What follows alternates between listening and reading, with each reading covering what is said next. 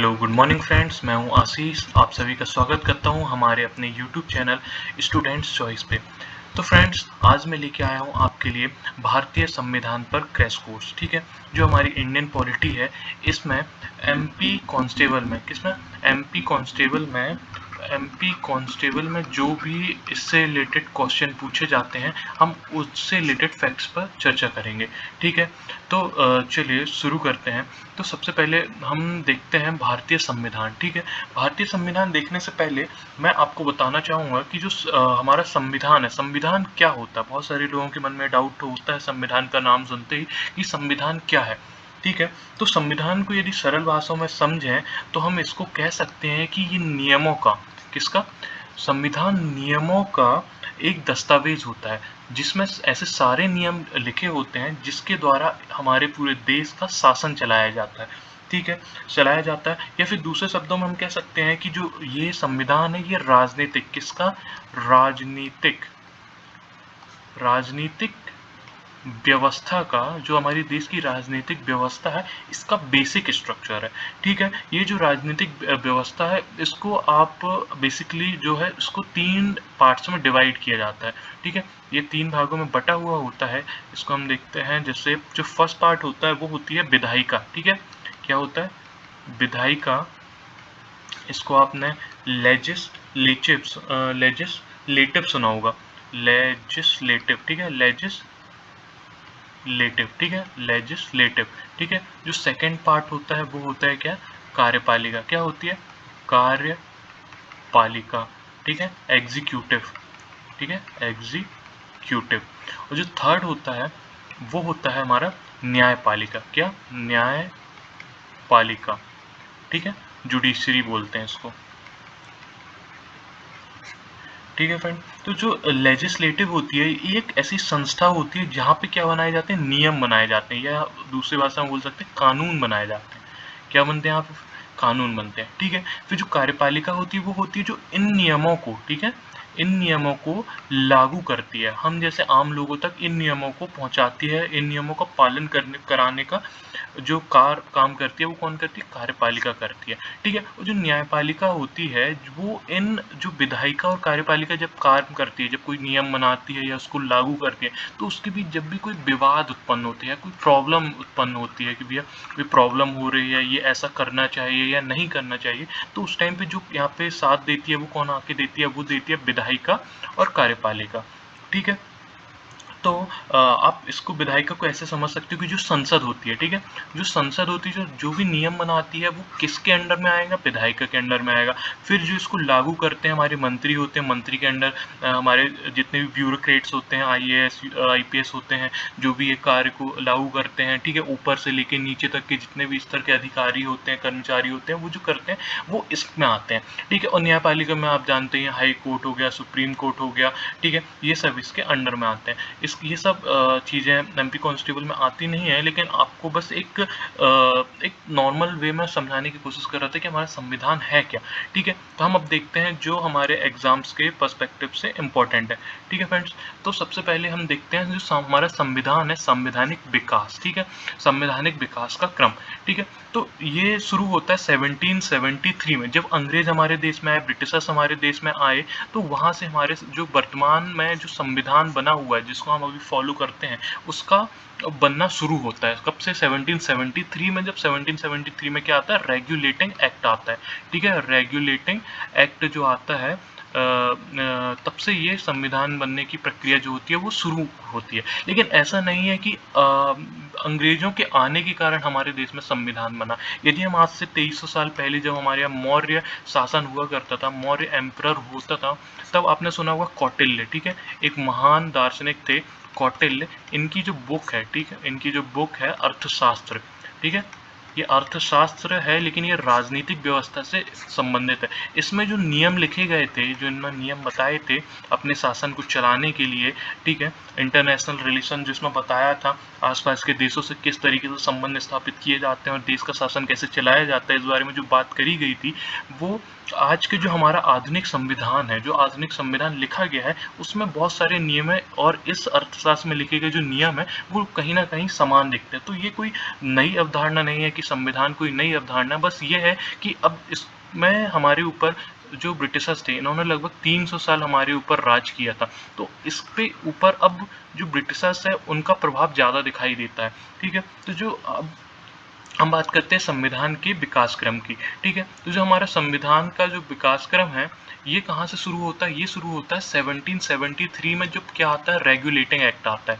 ठीक है, regulating act आता है, ये वहाँ से शुरू होता है हमारे संविधान की विकास यात्रा। तो सबसे पहले जब संविधान हमारा आता है, तो ये एक बड़ी एक बात आ जाती है कि ये रेगुलेटिंग एक्ट आया क्यों? ठीक है, तो इसको ऐसे समझेंगे कि जब हमारे देश में ब्रिटिशर्स आए, ठीक है, ब्रिटिशर्स आए, वो किस में आए? ईस्ट इंडिया कंपनी किस में आए? किसमें? East India company, east India company के थ्रू आए। ठीक है, मतलब जो ब्रिटिश कंट्री था, वहाँ का जो शासक था, राजा था, उसके यहाँ एक कंपनी थी, ईस्ट इंडिया कंपनी, उसके लोग हमारे देश में आए व्यापार करने। तो ये पहले कहाँ पे पहुँचे? सूरत वाले रीजन में पहुँचे। ठीक है, सूरत में पहुँचे, जो हमारा देश है सूरत, यहाँ पहुँचे, मुंबई ये वाले रीजन में पहुँचे, केरल, कर्नाटका, इन धीरे धीरे ये व्यापार करते करते इन्हें थोड़ा थोड़ा रीजन पे शासन शुरू किया। फिर ये बंगाल वाले एरिया में पहुँचे और यहाँ पे इन्हें बहुत सारे एरिया में कब्जा कर लिया। अब जब ये कब्जा कर लिया, यहाँ बंगाल में कर लिया, मुंबई में कर लिया, और यहाँ किस दक्षिण के कुछ भाग में कर लिया, तो ये करने के बाद क्या हुआ कि इनको इस रीजन में शासन करने के लिए कुछ नियमों की जरूरत थी। तो ये जो नियम के रूप में यहाँ से क्या बनना शुरू हुआ, तो ये जो ब्रिटिश संसद थी, उनने यहाँ पे नियम बना के इनको देना शुरू किया। और ये क्या, जो किस फॉर्म में आए? सबसे पहले आए 1773 में रेगुलेटिंग एक्ट में। यहाँ पे बहुत सारी चीजें हुई, जैसे उन्होंने सुप्रीम कोर्ट बनाने का आदेश दिया। ठीक है, तो कोलकाता में सुप्रीम कोर्ट बनाया गया, ऐसी बहुत सारी चीजें हुई। इसके बाद कहाँ पे आते हैं? इसके बाद फिर कंटिन्यू हर 10 साल या 20 साल में इनके जो नियम है, कानून बन के आते रहे। 1773 में रेगुलेटिंग आया, फिर 1784 में पिट्स इंडिया आया। ठीक है, इसके बाद इसके बाद फिर 1813 में आता है चार्टर एक्ट आते हैं। ठीक है, चार्टर एक्ट आते हैं, इन सब के बारे में आपने कभी ना कभी पढ़ा होगा हिस्ट्री में। ठीक है, ये आते हैं। फिर 1833 में चार्टर आता है, 1853 में चार्टर आता है। इसके बाद क्या होता है? इसके बाद हो जाता है जो 1857 आता है। कब? 1857 जब आता है तो हमारे देश में रिवोल्ट हो जाता है। क्या होता है? जो प्रथम स्वतंत्रता संग्राम होते हैं, लोग अंग्रेजों से परेशान होने के क्या करते हैं, एक आंदोलन छेड़ देते हैं, एक क्रांतिकारी आंदोलन छिड़ जाता है, जिसमें सब विद्रोह करने लगते हैं। लक्ष्मीबाई, तात्या टोपे जैसे लोग इसमें विद्रोह करते हैं। ठीक है, इसके बाद क्या होता है कि जो ये जब ब्रिटिश सरकार को पता चलता है कि ये जो कंपनी है, ये कुछ ज़्यादा ही शोषण कर रही है, मतलब अपनी मनमानी कर रही है, नियमों का पालन नहीं कर रही, तो वो क्या करते हैं, 1858 में क्या करते हैं कि भारत शासन अधिनियम लेके आते हैं। क्या लेके आते हैं? भारत शासन अधिनियम लेके आते हैं। भारत शासन अधिनियम लेके आते हैं। तो भारत शासन अधिनियम लेके आते हैं, और जो भारत का पूरे देश का अब तक 1857 तक ये होता है कि मतलब जो इंडिया के पूरे पार्ट में, इस पूरे जो रीजन है हमारा, इस पूरे रीजन में क्या करते हैं, ब्रिटिशर्स का शासन हो जाता है। बहुत ही जो छोटी छोटी रियासतें बस बसती हैं, बाकी सब में ब्रिटिशों का अधिकार हो जाता है। तो क्या होता है, ये सीधे किसके अंडर में चला जाता है? ये सीधे चले जाता है ये सब चला जाता है ब्रिटिश गवर्नमेंट के अंडर में। अब सीधे जो वहाँ की ब्रिटिश क्राउन है, जो रानी होती है, जो ब्रिटेन की रानी है, ब्रिटेन की जो रानी है, वो उसके अंडर में ये पूरा देश चला जाता है, और में शासन चलता है। तो यहाँ पे क्या आता है? भारत शासन अधिनियम। ठीक है, भारत शासन अधिनियम आता है। इसके बाद लगातार इसी तरीके आते रहते हैं, और ये कब तक चलते हैं? हमारे 1935 में आखिरी भारत शासन अधिनियम आता है, और उसके बाद हमारा देश आज़ाद होता है 1947 में। तब तक ये आते रहते हैं। लेकिन अब इसके बाद हम बात करेंगे कि असल तौर पे ये सब आपके एग्जाम्स के पर्पज से इंपॉर्टेंट नहीं है, इसलिए मैं इसको डिटेल में नहीं बता रहा हूँ।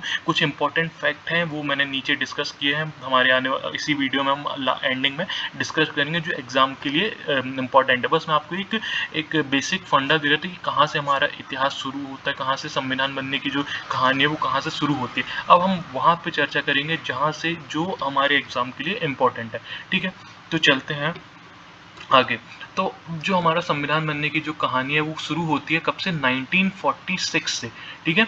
1946 से हमारी संविधान बनने की कहानी शुरू होती है। वो कब, जब कैबिनेट मिशन भारत आता है। कैबिनेट मिशन भारत आता है, ये ब्रिटेन से आता है, ठीक है। इसलिए 3 सदस्य होते हैं, इसमें 3 सदस्य होते हैं। कौन और किसकी अध्यक्षता में आती है? पैथिक लॉरेंस की, ठीक है। पैथिक लॉरेंस की अध्यक्षता में ये आता है। इसमें 3 सदस्य होते हैं, पैथिक लॉरेंस, स्टैनफोर्ड क्रिप्स और एबी अलेक्जेंडर, ठीक है। ये तीनों आते हैं।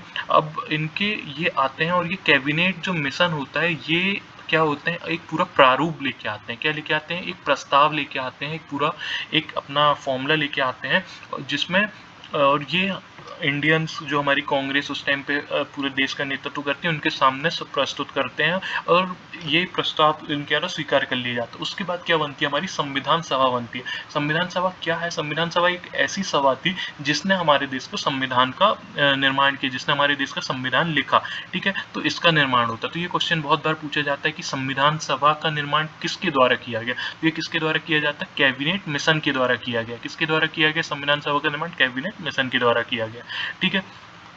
तो इसमें एक आपने ये देखोगे स्टैनफोर्ड क्रिप्स, ठीक है। ये स्टैनफोर्ड क्रिप्स कौन है? जो क्रिप्स मिशन में भारत आया था, ठीक है। ये क्वेश्चन बहुत बार बनता है कि क्रिप्स मिशन में कौन भारत आया था? तो ये कौन आया था? स्टैनफोर्ड क्रिप्स आया था। क्रिप्स मिशन कब भारत आया था? 1942 में, जब वर्ल्ड वॉर 2 चल रहा था। क्या चल रहा था? वर्ल्ड वॉर 2 चल रहा था। उस टाइम पे ये मिशन भारत भेजा गया था। क्यों भारत? ताकि जो भारत के लोग थे वो वर्ल्ड वॉर 2 में किसका साथ दें? ब्रिटिशर्स का साथ दें। और उनने क्या 2 बातें करके भेजी थी?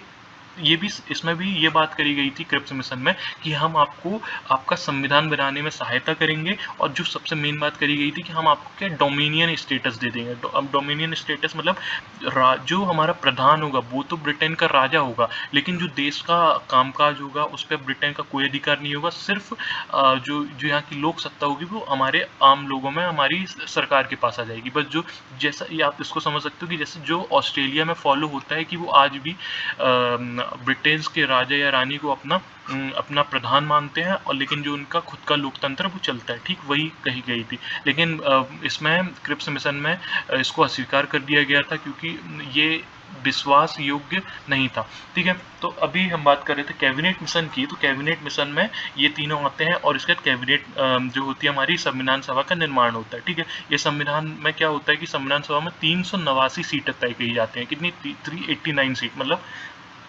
उस सभा में 389 मेंबर्स को जगह दी जाती है, जो ये डिस्कस करेंगे कि आने वाले टाइम में जो इस देश का संविधान बनेगा वो किस तरीके से बनेगा, ठीक है। इसमें 296 जो सीटें होती हैं वो ब्रिटिश सरकार के प्रत्यक्ष शासन वाले प्रांतों को दी जाती है। मतलब जो हमारे देश का था, आप सोच सकते हो कि कितना बड़ा पार्ट अंग्रेजों के पास था कि उस भाग से, ठीक है, उस भाग से 296 लोग आ रहे थे, और ये सीट्स ऐसे डिवाइड करी गई थी प्रति 10 लाख लोगों पे।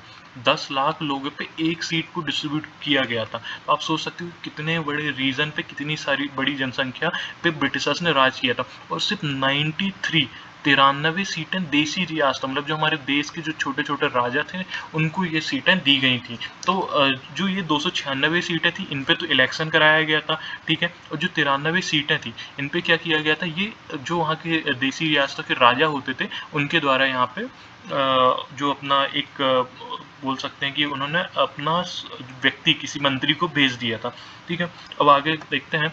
तो अब जो हमारी संविधान सभा बन गई, अब संविधान सभा बनने के बाद उसका इलेक्शन होता है, ठीक है। अगस्त के टाइम पे, अगस्त 1946 के टाइम पे क्या होता है, इलेक्शन होते हैं और फिर उसके संविधान सभा का गठन होता है। अब संविधान सभा बन गई 9 दिसंबर 1946 को। क्या होता है, संविधान सभा इलेक्शन बनने के बाद एक संविधान जो सभा है वहाँ पे इनकी बैठक होती है। उस बैठक में क्या होता है कि जो हमारे डॉक्टर सच्चिदानंद सिन्हा, जो इस पूरे संविधान सभा में सबसे वरिष्ठ थे, सबसे सीनियर थे एज वाइज, इनको क्या किया जाता है, अस्थायी रूप से अध्यक्ष चुना जाता है, ठीक है। अस्थायी रूप से थोड़े टाइम के लिए कि हम जब अगला हमारा कंफर्म कोई हमको मिल जाएगा प्रेसिडेंट, उसके बाद इनको हटा दिया जाएगा। तो फिर जब सेकेंड बैठक होती है 11 दिसंबर, ये तब उसके बाद क्या करते हैं, डॉक्टर राजेंद्र प्रसाद को, डॉक्टर राजेंद्र प्रसाद को इसका स्थायी रूप से अध्यक्ष चुन लिया जाता है कि संविधान सभा के लिए आने वाले समय में अब जो अध्यक्ष रहेंगे, जब तक संविधान का निर्माण होगा, वो किसकी देखरेख में होगा, हमारे अध्यक्ष राजेंद्र प्रसाद के रूप में, ठीक है, डॉक्टर राजेंद्र प्रसाद के अंडर में होगा। तो यही जो डॉक्टर राजेंद्र प्रसाद जी हैं आगे जाके हमारे देश के क्या बनते हैं, फर्स्ट प्रेसिडेंट बनते हैं, फर्स्ट प्रेसिडेंट बनते हैं, ठीक है, फर्स्ट प्रेसिडेंट बनते हैं। ठीक है, अब आप इस एक पॉइंट और है संविधान सभा के लिए कि जो संविधान सभा बनती है ये देश, अब क्या होता है कि अब ये तो आपको पता है कि हमारा जो संविधान है वो कब लागू होता है, 26 जनवरी 1950 को। ठीक है, ये तो आप सभी को पता ही होगा कि हमारा ये देश, और संविधान सभा कब बन गई है 1946 में, और हमारा देश कब आज़ाद हो जाएगा, 15 अगस्त 1947 में। अब आप ये सोचो कि जो इतना टाइम ड्यूरेशन है, इस बीच तो कोई सरकार नहीं रहेगी, ब्रिटिशर्स चले गए जो अभी तक हमारे ऊपर शासन कर रहे थे। तो यही जो संविधान सभा है, यहाँ पे जो चुने हुए मेंबर्स आए थे, जो देशी रियासतों के लोग आए थे, यही लोग अंतरिम सरकार के रूप में, किसके रूप में, अंतरिम सरकार, ठीक है, अंतरिम सरकार के रूप में आगे काम करते हैं। ठीक है, अंतरिम सरकार के रूप में आगे काम करते हैं, और देश की जब तक आज़ाद होता है, उसके बाद कब तक ये अंतरिम सरकार चलती है, जब तक 1951-52 में आम चुनाव, मतलब जो पहली लोकसभा के चुनाव हुए थे और जिसमें पहले हमारे देश के प्रधानमंत्री चुने गए थे जवाहरलाल नेहरू जी, तब तक ये जो थी ये अंतरिम सरकार चलती है। तो ये दो चीज़ पूछी जा सकती हैं कि संविधान सभा या अंतरिम सरकार के रूप में किसने कार्य किया था। ठीक है, आज़ादी के इस बीच में, तो ये आप पॉइंट याद रख सकते हो कि अंतरिम सरकार के रूप में किसने काम किया था, हमारी संविधान सभा ने ही किया था। ठीक है, अब आगे चलते हैं। ये सच्चिदानंद सिन्हा जी हैं, और ये हमारे देश के प्रथम प्रेसिडेंट डॉक्टर राजेंद्र प्रसाद और संविधान सभा के जो स्थायी अध्यक्ष थे वो थे।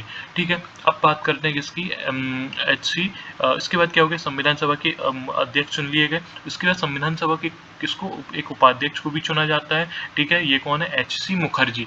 एच.सी. मुखर्जी जी ये हैं, इनका उपाध्यक्ष बनाया जाता है। ठीक है, अब उपाध्यक्ष बना दिया गया एक, लेकिन अब क्या है, जो संविधान सभा है इसको एक सलाहकार की भी जरूरत पड़ती है, एक ऐसा सलाहकार जिसको संविधान का, जिसको कानून का ज्ञान हो। तो sir B N Rao ji, ठीक है, sir B N Rao ji जो उस समय के सबसे बड़े लॉयर हुआ करते थे, इनको नियुक्त किया गया संवैधानिक सलाहकार का। ये संविधान को इनको अच्छी ज्ञान था, इसलिए इनको नियुक्त किया गया।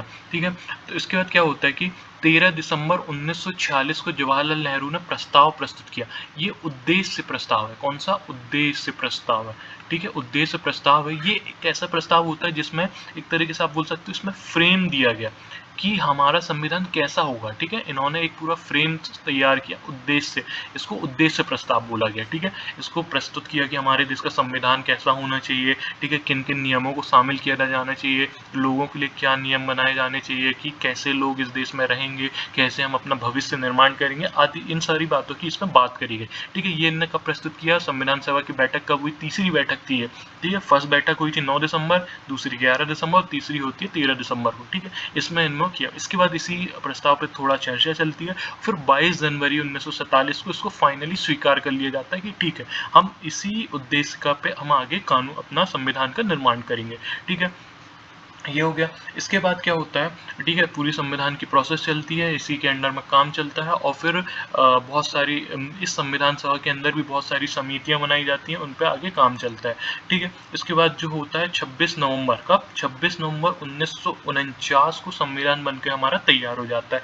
लगभग कितना टाइम लगता है, जो हमारा कब से हो जाता है, ये शुरू हो जाता है हमारा दिसंबर के टाइम से, अगस्त 1946 के टाइम बाद से, जब 9 दिसंबर को पहली बैठक होती है और 11 दिसंबर को राजेंद्र प्रसाद को अध्यक्ष बनाया जाता है, तब से लेके 26 नवंबर तक लगभग कितना, 2 साल 11 महीने और 18 दिन का टाइम लगता है। कितना, 2 साल का 11 महीने, ठीक है, 18 दिन, और इस बीच कितने, 60 से ज़्यादा देशों का जो संविधान है इसका अध्ययन किया जाता है। ठीक है, इन सबको अध्ययन के बाद और बहुत सारी बैठकों के बाद इस हमारा संविधान बन के तैयार होता है। ठीक है, हमारा संविधान बन के तैयार होता है, लेकिन हमारा जो संविधान है इसको ये लागू कब किया जाता है, 26 नवंबर 1949 को ये अंतरिम रूप से तो लागू कर दिया जाता है। ठीक है, ये भी एक बात है कि कई बार कुछ चीज़ पूछा गया कि इसके कुछ नियम लागू कर दिए जाते हैं, लेकिन जो पूर्ण रूप से कब लागू करते हैं, तो पूर्ण रूप से लागू होता है 26 जनवरी से। ठीक है, 26 जनवरी 1950 को कब लागू होता है,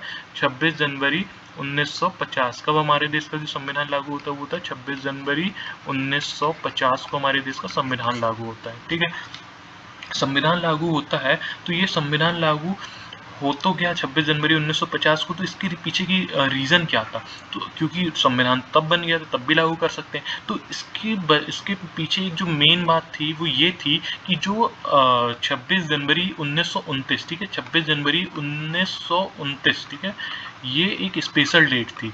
1929 1929 को, ठीक है, 1929 एक स्पेशल डेट थी। तो इसमें ये हुआ था कि जो लाहौर है हमारा, लाहौर में कांग्रेस का अधिवेशन हुआ, ठीक है, लाहौर में कांग्रेस का अधिवेशन हुआ। तो यहाँ पे जवाहरलाल नेहरू और बाकी सभी कांग्रेस कार्यकर्ताओं ने ये निर्णय लिया कि हमको अब स्वतंत्रता चाहिए। क्या चाहिए? हमको पूर्ण रूप से स्वतंत्रता चाहिए अंग्रेजों से। अब हम इनकी गुलामी में नहीं रह सकते। तो इनने कब निर्णय लिया? 26 जनवरी को। और यहीं पे क्या किया इन्होंने? अपना झंडा फहराया, देश का तिरंगा फहराया, और इसको फहराने के बाद क्या कर दिया? घोषणा कर दी कि अब हम आज़ादी लेके रहेंगे।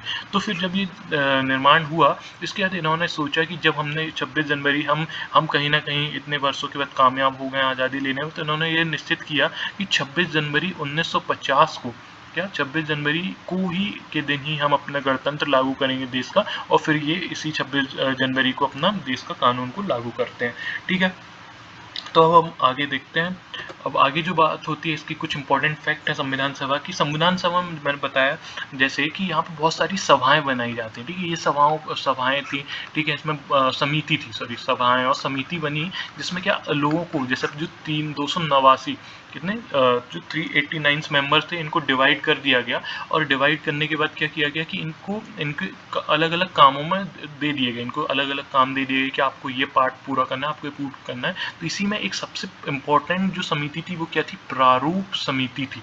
ठीक है, प्रारूप समिति मतलब समझ सकते हो आप, इसको ये बोलेंगे कि जो पूरा संविधान हमारा निर्माण किया गया है, जो हमारा संविधान निर्माण किया गया, इसका जो प्रारूप है, जो हम आज के टाइम में देखते हैं कि इसमें इतने सारे अनुच्छेद हैं, इतने सारे भाग हैं, इनमें अलग अलग चीज़ों को रखा गया है, तो इसका जो पूरा प्रारूप है, इसका निर्माण किसने किया था? प्रारूप समिति ने किया था। ठीक है, ये प्रारूप समिति ने जो सिर्फ इस प्रारूप का निर्माण करने के लिए पूरी संविधान सभा ने लगभग 114 दिन सिर्फ इसको सोचने में निकाले थे कि हमारा जो संविधान है वो होगा कैसे, एक्चुअल ये वर्ग कैसे करेगा। ठीक है, तो ये लगा। और इसके बाद जो इस समिति के जो अध्यक्ष थे वो कौन थे? भीमराव अंबेडकर जी थे। ठीक है, भीमराव अंबेडकर जी थे। भीमराव अंबेडकर जी संविधान समिति के अध्यक्ष थे। इन्होंने सबसे महत्वपूर्ण भूमिका निभाई थी। बस यही बात है कि इनको हमारे संविधान के, भारतीय संविधान का क्या कहा जाता है? पिता कहा जाता है। भारतीय संविधान का पिता कहा जाता है। भारतीय संविधान का पिता किसको कहा जाता है? B.R. अम्बेडकर को भारतीय संविधान का पिता कहा जाता है या जनक कहा जाता है। और इनको आधुनिक क्या आधुनिक मनु आधुनिक मनु की भी उपाधि दी जाती है। इनको आधुनिक मनु की भी उपाधि दी जाती है। ठीक है, प्रारूप समिति में 7 सदस्य थे। ये बहुत ही इंपॉर्टेंट है, इसलिए इसको नोट किया गया है यहाँ पे कि जो प्रारूप समिति थे, इसके अध्यक्ष कौन थे? भीमराव अंबेडकर जी थे। ठीक है, और इसके भीमराव अंबेडकर जी थे। और इसमें जो था प्रारूप समिति में 7 सदस्य थे। ठीक है, आप यहाँ देख सकते हैं ये 7 सदस्य थे। इसमें अल्लादी कृष्ण स्वामी अय्यर, ठीक है, और टीटी कृष्णमाचारी जैसे बहुत सारे लोग थे। जैसे बहुत हम उस समय जो 1950 का टाइम था, उस टाइम पे जो देश के सबसे बड़े बड़े संविधान और इसके लॉ के जो ज्ञाता थे, इनको इसमें रखा गया था। ठीक है, ये इसमें आप देख सकते हैं, ये सभी संविधान सभा के मेंबर थे। और जो ये हैं, ये BN राव जी हैं। ठीक है, तो अब आगे देखते हैं।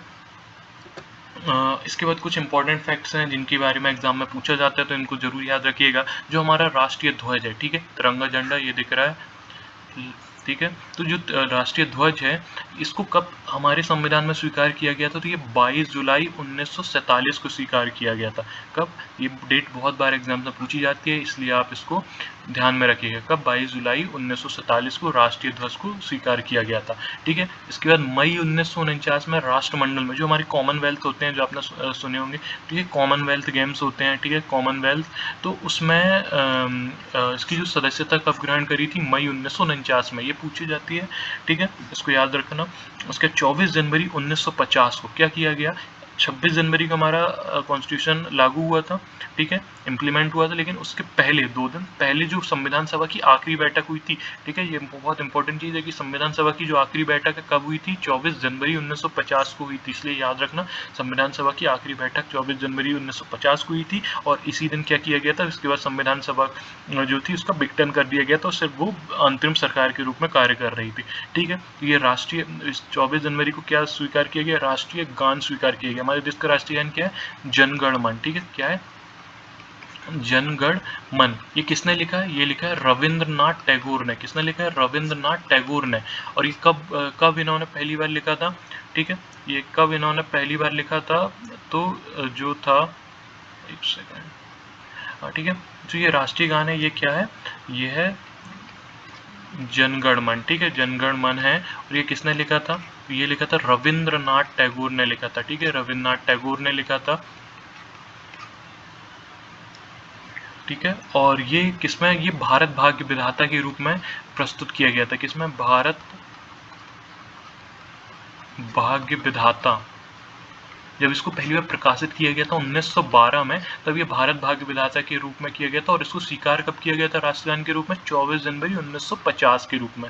1950 के दिन इसको हमारे देश का राष्ट्रगान स्वीकार किया गया था। राष्ट्रीय गीत क्या है, वंदे मातरम। ठीक है, राष्ट्रीय गीत क्या है, वंदे मातरम। और इसको किसने लिखा था, तो इसको लिखा था बंकिम चंद्र, ठीक है, बंकिम चंद्र चट्टोपाध्याय ने लिखा है। ठीक है, बंकिम चंद्र चट्टोपाध्याय, ठीक है, बंकिम चंद्र चट्टोपाध्याय ने इसको लिखा है। ठीक है, और इसी दिन, ठीक है, डॉक्टर राजेंद्र प्रसाद को प्रथम राष्ट्रपति के रूप में चुना गया था। कब चुना गया था, 24 जनवरी 1950 को ही राजेंद्र प्रसाद को प्रथम राष्ट्रपति के रूप में उसको चुन लिया गया था। किसने, संविधान सभा ने। ठीक है, आपको कोई भी डाउट हो तो आप कमेंट बॉक्स में पूछ सकते हैं। चलते हैं नेक्स्ट पे। तो इसके बाद क्या है कि इसके बाद कुछ संविधान के हमारे इंपॉर्टेंट फैक्ट्स हैं, इनको जरूर याद रखिएगा, ये बहुत ज़्यादा इंपॉर्टेंट है। ठीक है, जब हमारा संविधान लागू हुआ था तो उसमें क्या क्या था, प्रस्तावना थी। ये वही प्रस्तावना है जो नेहरू जी ने प्रस्तुत करी थी। ठीक है, जिसके बारे में हमने चर्चा करी थी कि 13 दिसंबर 1946 को जो प्रस्तुत करी थी, ये 1946 में प्रस्तुत करी थी नेहरू जी ने। ये वही प्रस्तावना है, इसको प्रस्तावना के रूप में स्वीकार किया गया था बाद में। ठीक है, उस समय कितने 395 अनुच्छेद, आर्टिकल्स थे। ठीक है, 22 पार्ट्स थे, भाग थे, और 8 अनुसूचियां थी। ठीक है, और वर्तमान की बात करें, मतलब कि आज की डेट की बात करें, तो हमारे देश में अभी कितने 22 भाग हैं, पार्ट सेम है, 395 अनुच्छेद हैं, और 12 अनुसूचियां हैं। ठीक है, मतलब जो पहले 8 अनुसूचियां थी और अब कितनी हो गई है, 12। तो ये पूछा जाता है कि वर्तमान में अनुसूचियां कितनी है, 12। और ये भी पूछा जाता है कि जो मूल संविधान है हमारा, ठीक है, जो उस समय संविधान बनाया गया था, उसको क्या मूल संविधान कहते हैं, क्या कहते हैं, मूल संविधान कहते हैं। तो मूल संविधान कहते हैं, तो उस समय कितने थे, 8 थे, और अब कितनी हो गई है, 12 हो गई है। ठीक है, भारत का संविधान विश्व का सबसे लंबा लिखित संविधान है ये। ठीक है, ये पेपर में पूछा जाता है कि भारत के संविधान सबसे लिखित लंबा संविधान है। ठीक है, एक चीज और भी पूछी जाती है कि विश्व का पहला लिखित संविधान कौन सा है, तो ये किसका है, अमेरिका का। पहला लिखित संविधान किसका है, अमेरिका का है। ठीक है, और एक ये भी पूछा जाता है कि विश्व का सबसे प्राचीन मतलब सबसे पुराना संविधान किसका है, तो वो किसका है, वो अंग्रेजों का है, लेकिन ये अलिखित संविधान है। ठीक है, उन्होंने हमारे जैसे किसी किताब में इसके नियम नहीं लिखे, उन्हें कुछ अलग उनका रूप है। ठीक है, अलिखित संविधान इसको माना जाता है। ठीक है, इसके बाद 26 नवंबर संविधान दिवस के रूप में मनाया जाता है, इसके 2015 से। ये एक बहुत इंपॉर्टेंट फैक्ट आ जाता है, 26 नवंबर वही डेट है जब हमारा संविधान बनके तैयार हुआ। ठीक है, और ये कब से इसको मनाया जाता है, इसकी शुरुआत कब करी, 2015 में शुरू की। वो भी किस बात पे शुरू करी गई थी कि जो इस 2015 अम्बेडकर जी का 125वां जन्म वर्ष था। ठीक है, जन्म या था 125वां जन्म वर्ष, तब ये शुरू किया गया था। ठीक है, इसके बाद जो हमने करे थे कि जो ब्रिटिश संसद द्वारा कुछ अधिनियम बनाए जाते थे हमारे ऊपर शासन करने के लिए 1919 में। ठीक है, जो शुरुआत में बात करी थी उससे रिलेटेड कुछ इंपॉर्टेंट फैक्ट है। जो 1909 में जो शासन अधिनियम आया था, उसमें पहली बार क्या बात करी गई थी कि मुस्लिम समुदाय के लिए पृथक निर्वाचन होगा। मतलब कि जो हिंदू और पूरे देश में जो लोग रहते हैं, तो उनके लिए पहले एक ही चुनाव हुआ करते थे, लेकिन 1909 में, कब 1909 में ये कानून बना दिया गया कि मुस्लिम समुदाय के लिए पृथक निर्वाचन होगा। ठीक है, तो ये पेपर में पूछा जाता है, इसलिए इसको यहाँ पे ऐड किया है। इसके बाद है भारत शासन अधिनियम 1919। 1919 में क्या होता है, लोक सेवा, सबसे जो इस एक्ट के तहत क्या चीजें होती हैं सबसे इंपॉर्टेंट होती हैं, वो है लोक सेवा आयोग का गठन होता है। किसका? लोक सेवा आयोग का गठन हो गया। अब लोक सेवा आयोग क्या है? यही हमारा जो पीएससी होती है, यूपीएससी है, ये सभी इसके अंडर, इसी का जो गठन है, वो इस आयोग का जो गठन है वो कब पहली बार किया गया? 1919 के एक्ट के उसमें किया गया। तो ये बहुत बार पूछा भी जाता है कि लोक सेवा आयोग का गठन किस अधिनियम के तहत किया गया था? तो 1919 के तहत किया गया था। ठीक है, मतलब ये 1950 में जो हमारा लागू हुआ, उससे बहुत पहले से हमारे देश में ये सब चीजें आ चुकी थी। ठीक है, इसके बाद भारत में महिलाओं को वोट, ये बहुत इंपॉर्टेंट फैक्ट है, ये पूछा जाता है, अभी भी बहुत एग्जाम में पूछा गया है कि भारत में जो महिलाएं हैं इनको वोट देने का, ठीक है, क्या करने का, मत देने का, वोट देने का अधिकार पहली बार कब मिला था? तो ये कब से मिल गया? 1919 में मिल गया था। ठीक है, इसी के तहत क्या है, साइमन कमीशन आया। 1919 का जो एक्ट है, इसके तहत क्या आता है? साइमन कमीशन आता है। साइमन कमीशन क्या है? ये साइमन कमीशन है, इसको 1919 में ये कहा गया था कि 10 साल बाद, 1919 में ये जितने भी कानून बनाए गए, इसकी क्या बोल सकते हैं, एक तरीके से इसको समझने के लिए कि जो हमने 1919 में कानून बनाए थे वो किस हद तक देश में सफल रहे, उसके लिए क्या बनाया था? साइमन कमीशन बनाया था। ठीक है, ये कब आता है? 1928 के टाइम पे आता है। कब भारत आता है? 1928 के टाइम में भारत आता है। ठीक है, तो इसका बहुत ज़्यादा विरोध किया जाता है, क्योंकि इसमें जो 7 सदस्य के जो लोग आते हैं वो सारे के सारे अंग्रेज होते हैं। मतलब अब ये अंग्रेजों, इसका विरोध इसलिए भी किया जाता है क्योंकि ये जो 7 के 7 अंग्रेज हैं, इसमें तो कानून भी अंग्रेजों ने बनाया, इम्प्लीमेंट भी उन्होंने किया, और अब जो टीम आई है इसको देखने के लिए कि ये कितना हद तक सही है, कितना हद तक नहीं है, इतना विरोध जो भारत में हो रहा है, तो उसका कहाँ तक ये सही है कि नहीं। अब इसमें जब जो जांच करने वाले लोग हैं वो 7 के 7 अंग्रेज हैं, तो वो तो पक्ष, जो पूरा पक्ष लेंगे, सपोर्ट लेंगे, वो तो अंग्रेजों का ही लेंगे। इसमें भारत का कहीं भी प्रतिनिधित्व नहीं होता दिख रहा था, इसलिए भारतीय इसका विरोध कर रहे थे, और इसी के विरोध करते करते अंग्रेजों की जो हत्या, अंग्रेज जो लाठियां बरसाते, इसमें किसकी मृत्यु हो जाती है? लाला लाजपत राय जी की। किसकी? लाला लाजपत राय की। ठीक है, ये क्वेश्चन भी पूछा जाता है कि साइमन कमीशन का विरोध करने में किसकी मृत्यु हो जाती है? तो 1928 में पंजाब में किसकी हो जाती है? लाला लाजपत राय जी की मृत्यु हो जाती है। ठीक है, इसके बाद क्या आता है? भारत शासन अधिनियम 1935 आ गया। ठीक है, इसमें क्या क्या काम किए जाते हैं? इसमें किए जाते हैं दलित जातीय महिलाओं का, ठीक है, दलित जातीय महिलाओं को और मजदूर वर्ग के लिए अलग से निर्वाचन। अभी देखो 1909 में क्या कर दिया गया था? मुस्लिमों के लिए अलग से वो कर दिया गया था, लेकिन कब? 1935 में क्या कर दिया गया? दलित जातियों के लिए, महिलाओं के लिए, मजदूर वर्ग के लिए अलग से ही निर्वाचन व्यवस्था कर दी गई। ठीक है, इसके बाद क्या? भारतीय रिजर्व बैंक, जो हम आज का जो हमारा आरबीआई है, इसको कब गठित किया गया था? 1935 में। उस समय इसका नाम क्या था? इंपीरियल बैंक था। क्या था? इंपीरियल बैंक ऑफ इंडिया था। Imperial bank of India. ठीक है, इंपीरियल बैंक ऑफ इंडिया ये नाम था इसका। ठीक है, फिर बाद में इसको जब आज़ादी के बाद है 1949 के टाइम पे इसको फिर से भारतीय रिजर्व बैंक के रूप में फिर इसको स्थापित किया गया था।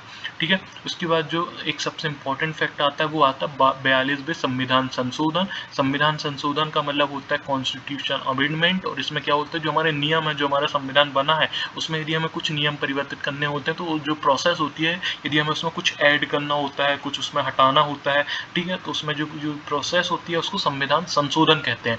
ठीक है, तो जो एक 42वां संविधान संशोधन 1976 में, इसके द्वारा प्रस्तावना में समाजवादी, पंथनिरपेक्षता और अखंडता शब्द को शामिल किया गया था। ये क्वेश्चन बहुत ही ज़्यादा इंपॉर्टेंट है, आप इस बात से इसको अंदाजा लगा सकते हो कि ये पंथनिरपेक्षता है, ये 2018 के IAS एग्जाम में पूछा गया था। ठीक है, यूपीएससी जो 2018 में हुआ था उसमें पूछा गया था कि पंथनिरपेक्षता किस संविधान संशोधन के तहत इसमें ऐड किया गया, तो इसको आप याद रखिएगा।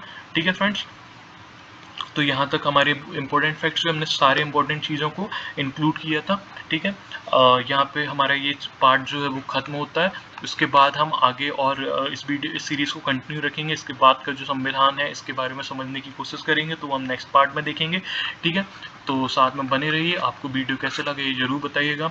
ठीक है, और देखने के लिए थैंक यू। वीडियो अच्छे लगा तो लाइक, शेयर एंड सब्सक्राइब करिएगा, और ज़्यादा से ज़्यादा तक लोगों तक शेयर करिए। ठीक है, और साथ ही साथ मैं अभी आपको जीके पढ़ा रहा हूँ, और हमारे साथ साकेत सर हैं, वो आपको मैथ्स का क्रैश कोर्स करा रहे हैं। किसका? मैथ्स का क्रैश कोर्स करा रहे हैं, तो आप हमारे साथ बने रहिए। ठीक है, थैंक यू फ्रेंड्स।